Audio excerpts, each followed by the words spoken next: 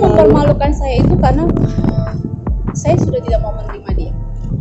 Saya bilang saya akan menggugat kamu. Saya nggak mau lagi karena ketahuan selingkuh berkali-kali, ambil uang saya, keluarganya juga nyuri parfum branded saya di dalam mobil, kacamata branded saya, dan dia mengusir semua pekerjaan yang ada di dalam rumah saya. Contoh, supir saya yang bekerja dengan saya sudah hampir kurang lebih 9 tahun, asisten saya, mbak saya, semuanya diganti dengan orang-orangnya dia. Jadi adik iparnya jadi supir saya, baby jadi pengen kalau saya jalan dia pegang tas saya, jadi ini segala macam. Saya tanpa saya sadari ternyata mereka itu membuat semua itu supaya orang-orang saya lama saya itu yang bekerja dengan saya itu kan kasihan ya, saya harus pecat orang-orang saya seperti supir saya yang udah ngabdi sama saya hampir 9 tahun, saya harus pecat hanya karena omongan mereka bilang dia nggak baik.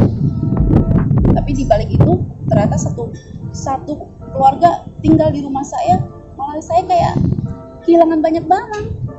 Kan gak ada orang yang masuk di dalam rumah saya, hanya ada mereka.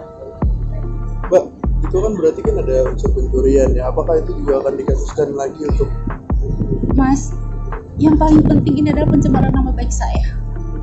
Yang lain ini, aduh kecil-kecil ini udah terlalu banyak deh. Saya ngejar yang ini. Terus ada pertanyaan, kenapa Mbak Angel juga tidak melaporkan keluarganya pada saat itu?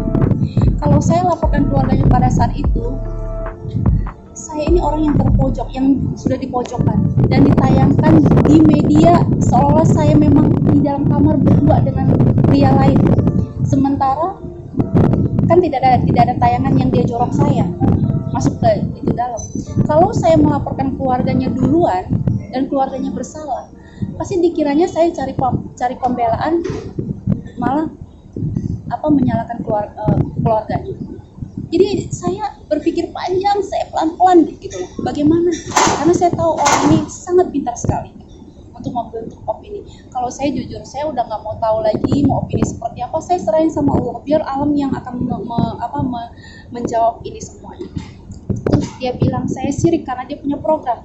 Enggak Mas, demi Allah, kan saya yang membentuk dia. Saya ngajarin dia sampai proses kita pernikahan, saya ngajarin dia konsepnya begini, nanti kamu begini ya, nanti kamu harus lucunya begini ya. Saya loh yang masih mengkret itu semuanya. Walaupun dia tidak mampunya, tak apa-apa. Boleh tanya stasiun TV berapa program yang saya batalkan.